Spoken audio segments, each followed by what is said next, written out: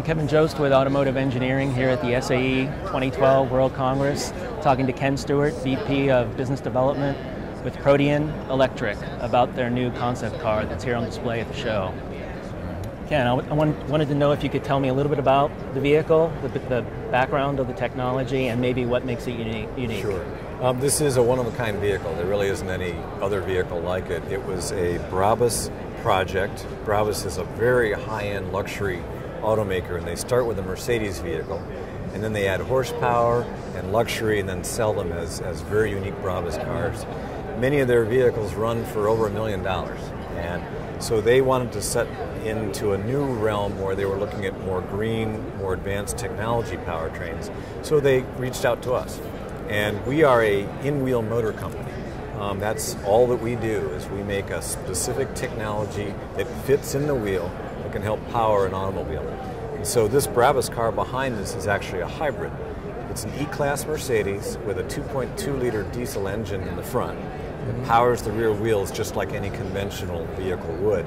But then we've added one Protean Electric motor to each of the rear wheels. So that's added over 200 horsepower to this car to make it a better performer. Plus it has regenerative braking as part of the motors, which helps fuel economy. So this is what we call a through-the-road hybrid, because the rear wheels will see power from the diesel engine as well as the electric motors. So those two combined make it a hybrid car. What makes it unique from other applications that are similar to this? There are very few ways to successfully make onboard motor technology and not tear up the car. Oftentimes electric cars have to start from scratch because they have to fit in batteries, electric motors, the inverters, and the electronics control boxes that all have to fit. This is unique because our motor is designed to fit in the airspace behind an 18-inch wheel. And that also includes the power electronics for the motor itself. It's actually inside the wheel. So as a result, we've got very clean packaging, frees up space inside the vehicle, and doesn't tear up things from an engineering perspective. Why did you choose a Brabus model, a high-end car, rather than, say, an economy car? Oh, we actually have a variety of cars. We've got Volvo C30 as a demonstrator. We have 3 Brabus cars, some electric, some hybrid. We have a Vauxhall Vivaro, which is a commercial van. It's operating around Europe right now. We also have a Ford F-150 pickup truck, big, over 7,000 pounds, one in-wheel motor in each corner, powertrain pulled out, and it's the idea behind that is to say, look what these wheel motors can do. They can power a full-size pickup truck down the road.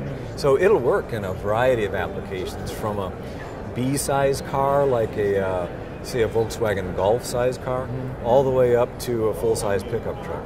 And the key in the industry is how do you find fuel economy in those kinds of vehicles where people drive, that need the larger classes of vehicles. So the small stuff, you can make fuel efficient with a lot of hard work and engineering. The bigger stuff, oftentimes you're up against physics. But these wheel motors give you a new advantage that you didn't have before. What were the biggest challenges in getting this system compatible with all these different vehicles that you're mentioning? I think there's several challenges, and we're addressing them and kind of clicking them off as we go here. Sealing the harsh environment, obviously the wheels are bouncing up and down with all the jounce suspension forces. Salt spray, water, all that is very important. The durability of electronics is very important. And there's another key issue as well. The chassis people, they love the idea of being able to apply torque to each wheel to make the vehicle respond dynamically even better than before. You could make a rally car out of that Ford F-150 if you wanted to. But at the same time, the motor does add what they call unsprung mass. Right. And a lot of people look at that and say, oh, I don't know, it can't be done. But in fact, what we find is that amount of weight can be tuned out. There was a study done by Lotus Engineering that showed, okay, whatever you see in terms of the change in the vehicle dynamics due to the added weight, you can tune that out if you start working on mounts, springs, struts, all the conventional techniques for vehicle ride and handling development. So we think with our high torque density package, then the added mass is easily dealt with. So what still needs to be done to make this system production ready? Well, we're still in prototype, so we're still hand building motors. We hope to be in volumes of tens of thousands by the latter part of next year. about 50,000 a year the following year. Well, none of that is automotive volumes. So really what our technique is and our business model is to help develop this technology, make it ready, make it robust, build to these low volumes to help Tier 1 automakers and OEMs find the technology where it fits in their portfolio, and then license the technology to them. They can scale it up. I don't intend to be an expert in aluminum castings when they've got such a broad depth on the bench activity with aluminum castings. That's just one example. So an auto OEM or a large Tier 1 could take this technology and really run with it.